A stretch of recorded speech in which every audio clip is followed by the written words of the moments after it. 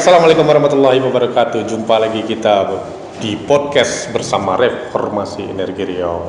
Senang menemani Anda di hari ini. Semoga yang menonton channel 1 dan channel Reformasi Energi Riau dalam keadaan sehat walafiat. Alhamdulillah pada hari ini saya kedatangan dua narasumber yang sangat luar biasa. Seperti biasa, di sebelah kanan saya ini ada Direktur Eksekutif Reformasi Energi Riau. Assalamualaikum Bang Nazir D. Waalaikumsalam. Dan sebelah kiri saya ini beliau tokoh masyarakat yang sangat terkenal dan kebijakan-kebijakannya ataupun suara-suaranya cukup menggetarkan Riau. Siapa dia? Beliau adalah Ongah Asri Ausar. Assalamualaikum Ongah. Waalaikumsalam. Sehat Ongah? Bung Eka. Sehat Bung Eka. Luar biasa. Kita ada 4 kali podcast sama beliau nih. Baik, kali ini kita akan membahas tentang mampukah Riau Petroleum kelola dana PI atau participating interest di migas khususnya. Nah, untuk pertanyaan ini saya akan tanya dulu nih kepada Direktur Eksekutif RER. Bang, bagaimana pendapat Abang soal kinerja Riau Petroleum saat ini? Dari pengamatan saya cukup bagus karena pemerintah sudah menetapkan Riau Petroleum sebagai penerima PI. Ini dengan adanya penerima PI, mudah-mudahan Riau Petroleum ke depan bisa mendistribusikan pembagian PI itu kepada daerah yang mengandung reservoir. Sesuai kalau Riau yang kita baru hangat adalah Rokan Blok. Rokan Blok itu ada 7 daerah kabupaten kota, 5 daerah penghasil, 2 daerah supply. Mudah-mudahan dengan berhasilnya PI dari Rokan Blok, mudah-mudahan dananya dikontribusikan kepada daerah kabupaten kota. Itu harapan kita. Baik, Ongah. Mungkin Ongah sudah tahu tentang participating interest ini. Kita ingat ya, saya ingatkan kembali ke belakang. Mengapa kita mendapat PI ini berdasarkan undang-undang loh. Undang-undang nomor 22 tahun 2001. Ya. Undang-undang loh. Lahir lagi ke Pres. Peraturan pemerintah kan, PP Perpres nomor 70 tahun 2010. Lahir lagi ke PMK, Peraturan Menteri Keuangan atau Menteri Sumber Daya Alam dan Mineral. Ya, ada semua ya. Nomor 37 tahun 2016. Kemudian Kita tidak sanggup untuk perjuangkan ini saja. Jaya gigit Riau ini tidak ada ke pusat. Akui aja lah. Kita harus berani mengakui. Kalau tidak mampu, bilang tidak mampu. Kalau mampu ya mana gitu loh. Ini persoalan juga yang paling mendasar Abang Nasir, ketua saya nih, Abang Daya. Ini menjadi Riau dipandang orang sebelah mata gitu loh. Riau menghasilkan segala-galanya. Riau menghasilkan sumber daya alam yang saya katakan tadi. 100 tahun Riau ini membangun Indonesia. Ya. Betul kata Pak Esri tadi. Jadi artinya pemerintah jangan bekerja sendiri. Kekuatan-kekuatan masyarakat, iya. Kekuatan-kekuatan masyarakat harus diberdayakan. Jangan pemerintah aja. Kalau di luar di daerah-daerah lain, ini kekuatan masyarakat ini dipergunakan. Di Riau ini kita itu tidak punya kesempatan. Orang-orang pintar di luar pemerintah itu dia baikkan aja semuanya kan. Coba bersama-sama kayak LAM gabung ke sini, perjuangan rame-rame. Yakin berhasil.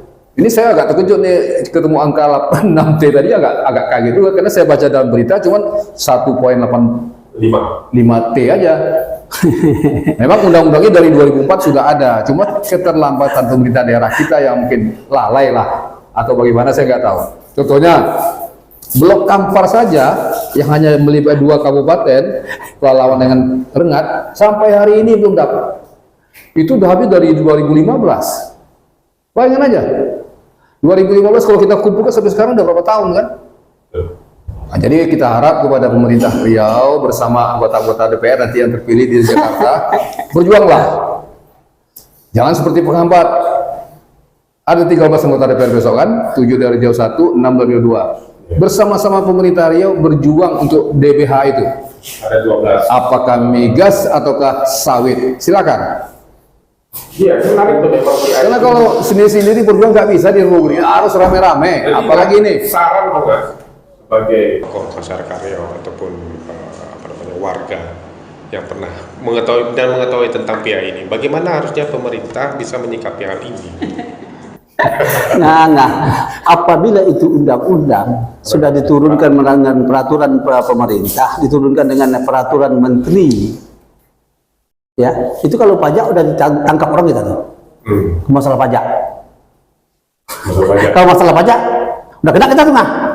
Udah jelas undang-undang, melanggar undang-undang, melanggar peraturan pemerintah, melanggar peraturan menteri.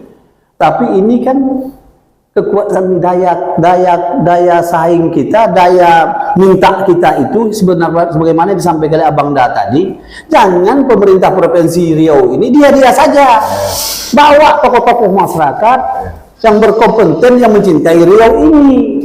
Yang milik Riau ini bukan pemerintah Provinsi Riau juga, masyarakatnya juga punya Riau gitu loh. Ditambah lagi anggota-anggota dewan kita yang duduk di DPR RI itu juga bersuara, bantu dong. Bantu ya, itu kita harapan kita itu. Mungkin saat ini ada beberapa atau bahkan tidak ada sama sekali dari pandangan Om Gazi. Alam bisa kawan saya. Kalau kita inventarisir sekarang dari 13 itu, atau anggaplah yang Riau 1 aja, 7 orang itu yang memperjuangkan migas saya rasa nggak ada. Nggak ada, semuanya nggak ada yang bicara, termasuk itu yang di Komisi 7 duduk. Di Komisi 7 kan ada Nasir namanya kan? Iya. Pernah dia memperjuangkan PI? Nah, pernah. Malah dia menghambat kembali masalah siap. Masalah BSP kemarin. Dia menghambat itu. Sekarang Om Gazi sendiri melihat, mampukah Riau Petroleum mengelola dana PI sendiri? Anggaplah taruhlah sudah dapat gitu loh. Saya tanya dulu, Riau Petroleum mengelola dana ini untuk apa? Siapa mereka ini? Apa yang dikelola mereka ini? Tanya dulu, mereka ini bergerak di bidang apa? Mana sumber minyak yang dikelola oleh mereka ini? Hanya mengelola uang aja tak sanggup. Uang dapat dikelola tak sanggup, salah itu. Ini minta maaf ya. Aku buka Riau Petroleum sedikit bang, nak apa ya bang? Izin bang, tidak sama nabang ya bang ya. Ya. Riau Petroleum ini dibantu oleh pemerintah Provinsi Riau loh. Kalau tak salah saya 81 miliar kalau waktu itu. 81 miliar dibantu. Tahun berapa tuh kalau begitu? Oh, mulai lah dia ya. Sampai-sampai mereka ini operasionalnya Riau Petroleum ini kan bukan Riau Petroleum ya. Bukan, maaf, Riau Petroleum. Riau Petroleum ini yang dibantu itu apa? Induk perusahaannya.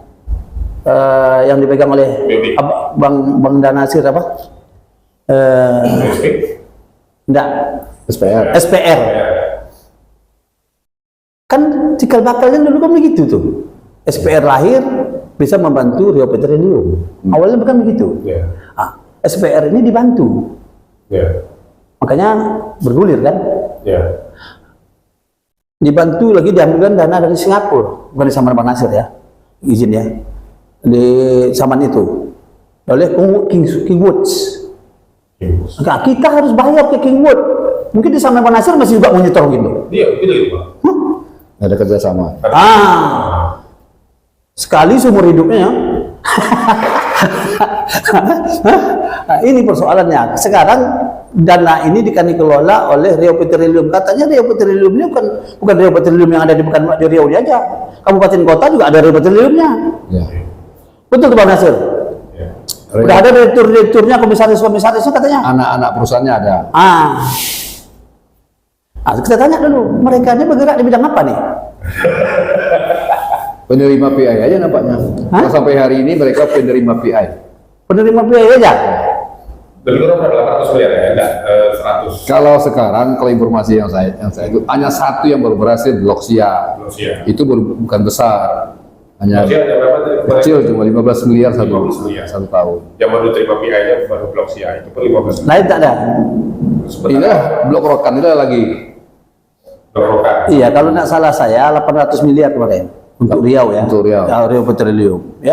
Sebenarnya bukan 800 miliar kan bilang tadi 6 sampai 8 triliun. Di Saman itu yang kami hitung.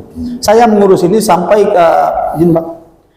ke Kalimantan Tengah, ke Kalimantan sana yang pernah berhasil, termasuk juga di Blok Cepu ya.